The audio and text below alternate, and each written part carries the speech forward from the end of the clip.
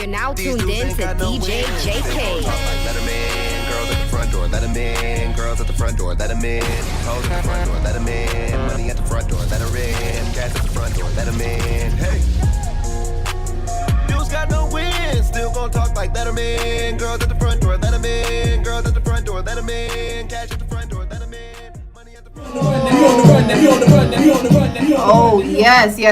You heard it right. You are on the rundown with your girl Racqui B each and every Monday here on 100.9 FM. And if you're wondering why we had to keep it old school and hard, according to Adam McFadden, Councilman Adam McFadden, is because we have the Honorable Adam McFadden in the building.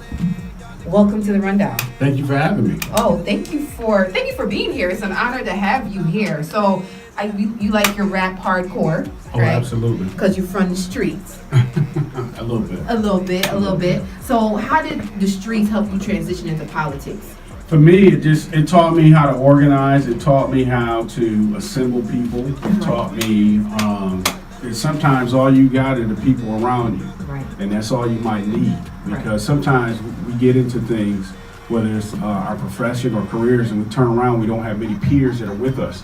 But your family and your friends are the people that hold you down. Right. That's a fact. That is a fact. And listen, I'll keep it real. That's what we do on the rundown. We keep it real. Okay. Mm-hmm. I'm not a big fan of politics. That P word makes me cringe, because I feel as if, like most of the people my age, the millennials, we feel as if the, politics are already staged, everything is already organized, set. It is if you're not active. That's so true. Oh, that's how you feel? Okay, all right, Councilman. Well, and what I mean by that, there are people, we've always heard this term, the man this, the man that. There really are people who exist like that, who decide things for us because of our inactivity. Okay. So they want you to have that opinion, to be like, well, I don't like the word politics, or it turns you off. Well, it turns you off, and they get empowered by that. Okay. So that's why you should participate, because there are a group of people who are power brokers, who control resources, who control policy, who control legislation that impact your everyday life. Okay.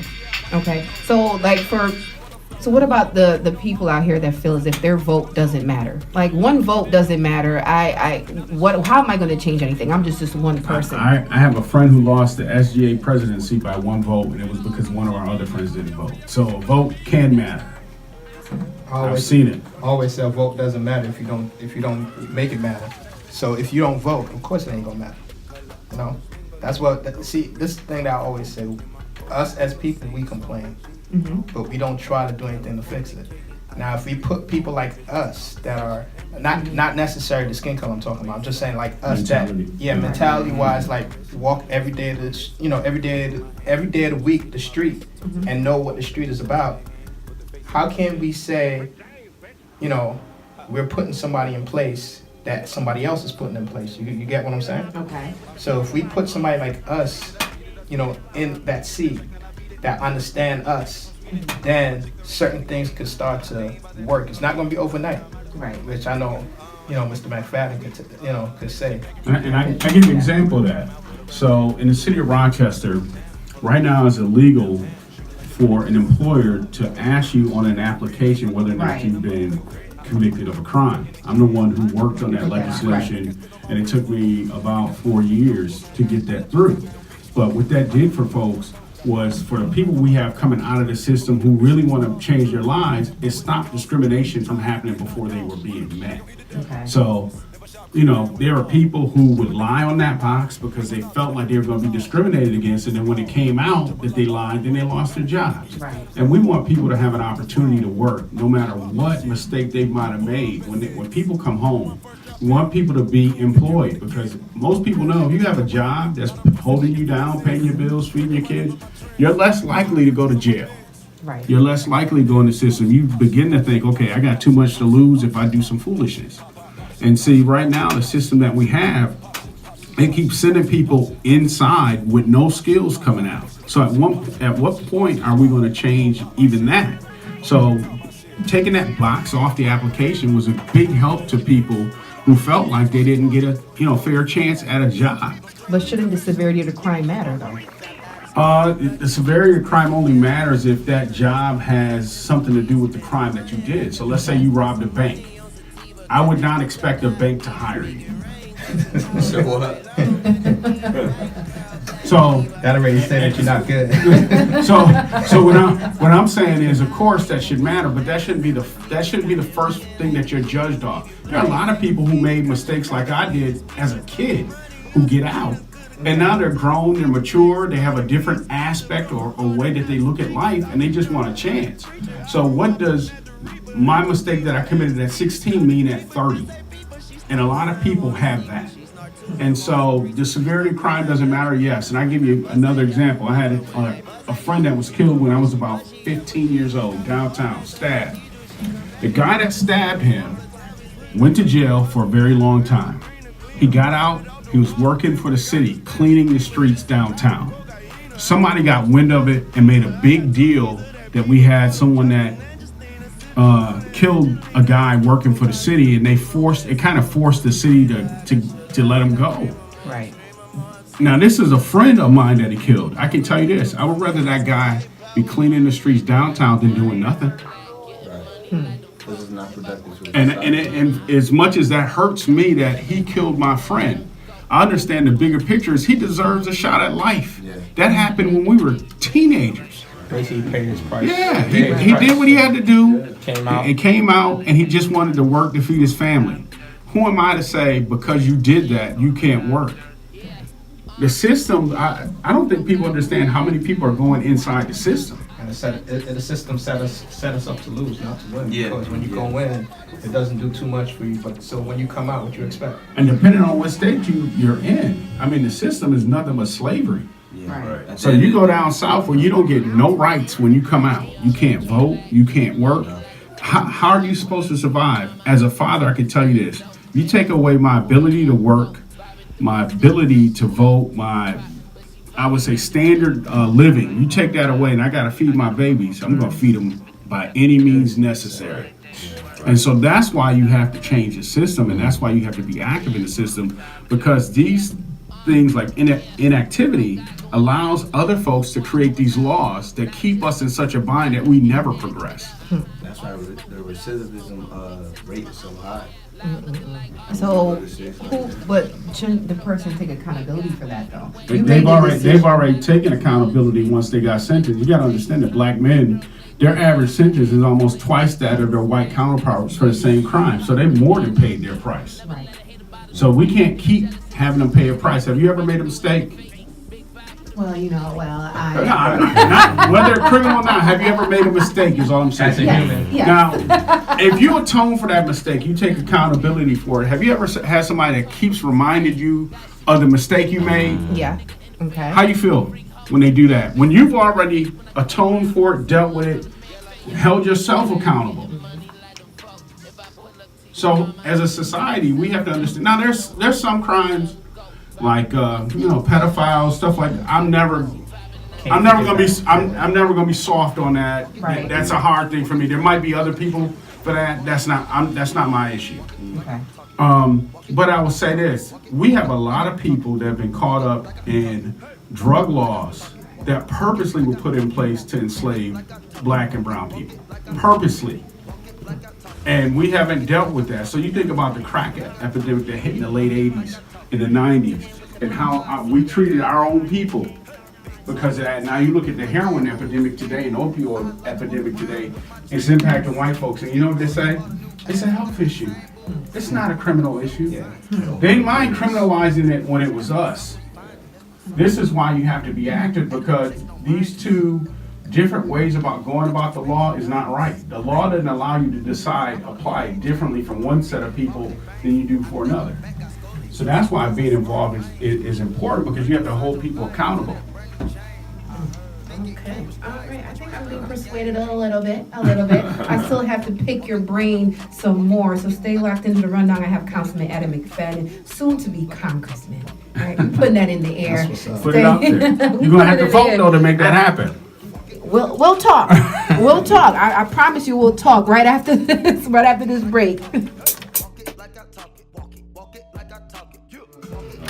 Oh yeah. It's the rundown with your girl Racqui B here on 100.9 FM, and I have with me the soon-to-be Congressman McFadden. How are you? You feeling good? I'm great. We playing your type of music? Absolutely. You jamming? I see you jamming. My era. I know. I see you jamming. So in order for you to be our new congressman, we have to vote, correct? We have to vote. We have to vote. Before we vote, we have to sign some petitions, correct? Right. So in order to get on the ballot, you have to get a number of signatures to actually appear on a ballot. New York State is a little whack when it comes to that.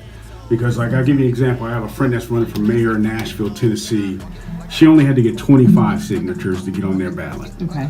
I'm running for Congress in Rochester. I got to get 1,250 signatures. Jeez. Right.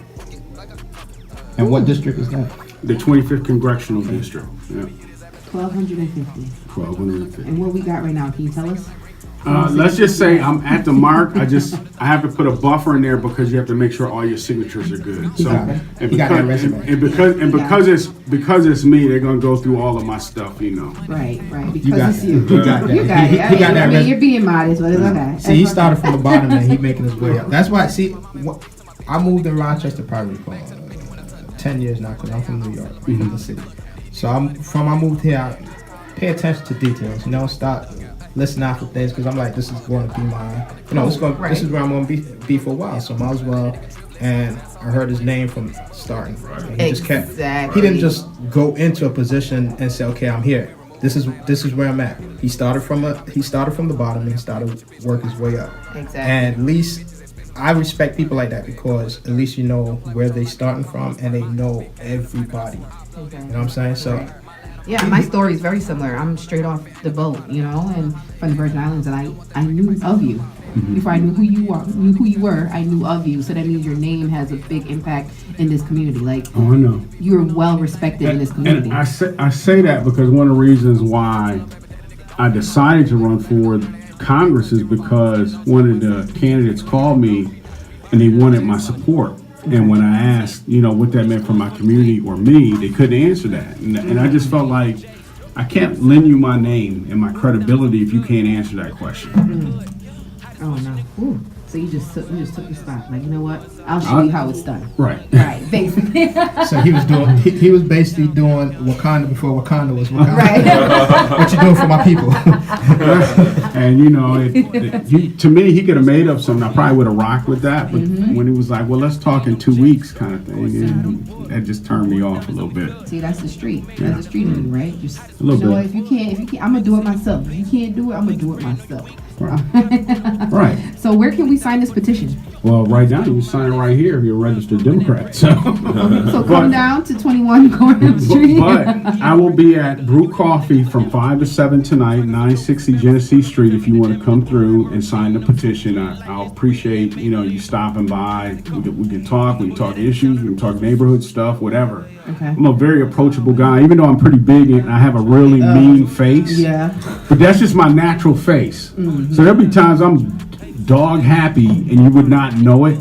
I just have a stern You have face. a politician Yes. face. Like last night he saw his daughter. Like you could tell that was his daughter because every minute he picked up the phone, he was like. So I was right behind the DJ booth, and I was like, And that's his daughter. You know what? And I was touched because I'm looking at the program and they asked who was her hero, and she said me. That's what's And so I was choked up. I ain't gonna lie, I was choked up. I get choked up. When it comes to my kids, you will see me cry like at the drop of a dime. And so I was just living in the moment a little bit because as I went through the book, not many people said their dad. They were all, their moms. Right. And I'm really big on, being involved with my children and being everything that I could possibly be for them. Right. And so that's probably the most important thing. And then I have almost a half a dozen not kids who I claim that aren't even mine, but because they've been to my house and I've helped to feed them and clothe them and whatever. Right. So it's a whole bunch of kids running around Rochester that call me dad. Yeah. I'm about to start. I am daddy. And if My dad is congressman. if that don't show a lot about him, And that's how he treats his community. Yeah. He takes his community underneath his wings. So, Like his kids. His kids. And so what separates you from the other candidates? What do you think? To be honest with you, I'm probably the only one with credibility when it comes to the inner city in terms of our issues and what's going on. Not to take anything away from them, because we all bring some unique talents to the table. I would never, diss them. But I would say that separates me, and I've been in this a long time. So I started in politics in 1992 when I worked on 2 campaigns. I worked on Senator Jerry Govan's campaign in South Carolina, and Jim Clyburn, who's still a congressman in South Carolina back then when I was in college. And I got here, I got involved with the Young Democrats in 1994, and have been a leader in the party since 2000. So I've been like at the table the entire time. I remember starting as a gopher in the Democratic Party, where they was like, "Go get me some coffee. We need to show up with some signs." I was I was doing all of that, learning the process. A lot of people, how they come in now, they get somebody to back them, and they come in. I had nobody backing me. Nobody in the black political arena, nobody trusted me, because they were like, "Well, who sent you?" Nobody sent me. I just had an interest, and there were no young black people, with the exception of maybe 2 other people back then that were involved in the process. So for me, I've been I put it this way, I've been in the trenches for a long time for this community, and that's what's different in terms of the other people that are in the race. Right, and it hasn't gone unnoticed. Like you are a well-respected gentleman here in Rochester. I can attest to that, because, like I said before, I knew who you were. I knew of you. Like, your name rang bells. So, I mean, I just got to sign the petition, I guess, right? Yes.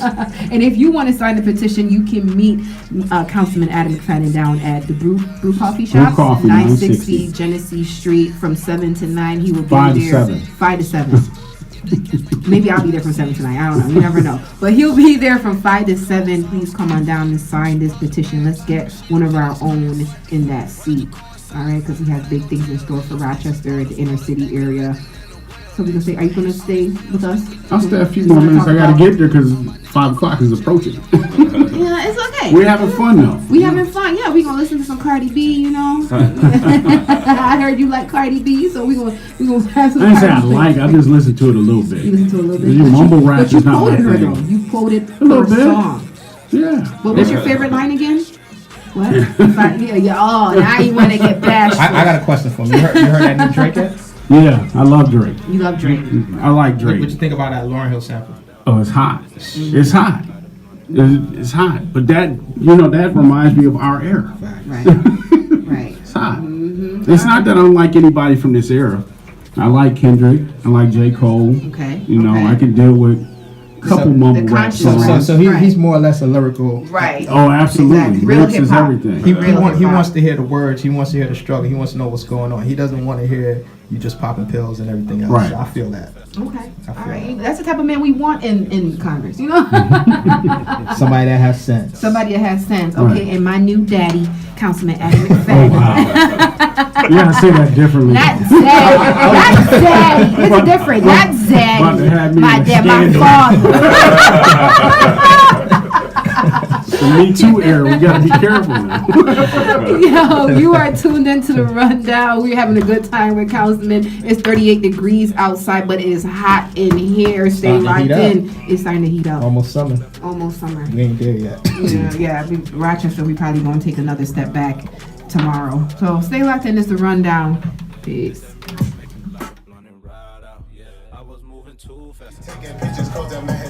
Oh yeah, finally something I know. I don't know what was that we just listened to, but I know the councilman was in here bopping his head. So if he's feeling it, then I'm feeling it. I The don't. MOP Jay-Z collab, that was a classic. That was something when he signed them. Even though he didn't use them right, but Oh, okay, yeah, sure. So I'm more like to Allah. That's my type of song. you don't remember Annie Up? Yeah. Oh yeah. That's MOP. Oh yeah. Are you in the frat? Yes, I'm a Sigma. You're a Sigma. Yeah. See, Annie Up is that frat boy song. Yeah, it's that alpha. Oh, that's how you. Oh, okay. You know what? All right. That sound a little salty there, Councilman. No, that's all I love with my brothers. That's all I love. All right. Before we let you go, I want to say thank you for coming and stopping by the rundown. Well, thank Please you for feel free to having me. come by anytime if you want to co-host with me. I'm gonna learn these lyrics. All right, because I want to vibe with you. So before you go, I have one question. Why should we vote for you? Well, to be honest with you, I think that I'm the right voice for this position. And what I mean by that is, see, I know what the position is. When you go to Congress, you're going in as a junior congressperson, last person on the totem pole. So you need somebody that's got a big voice for issues, because that's all you're going to have going in, because you're not going to be able to move a lot of things being on the bottom of the totem pole. Right. So you're going to have somebody that's willing to fight from the bottom. And that's been my whole life. All right, if that didn't sway your vote, I don't know what will. Maybe a drink. I want to thank you so much for stopping by the rundown. Please, if you need, we need your signatures for this petition to get Councilman Adam McFadden in the seat that he deserves. Okay, so stop down 960 Genesee Street, the Brew Coffee Shop, from 5 to 7. That's right. And sign this petition. I'm on my way there. All right, and you know what? When you get in, I need a percentage. Listen, that would be I don't know called what a the salary kickback. like. I don't know what the salary You know like. that? See, But I'm gonna need a trying to get me locked up already. She's trying to trump you. Yo, it's your girl Racqui B. Up next we have AG the Motivator in the building. We have Norman Simmons, Free Enterprise in the building. Stay locked in. It's the rundown. For real, Perks and Henny, that's a system full of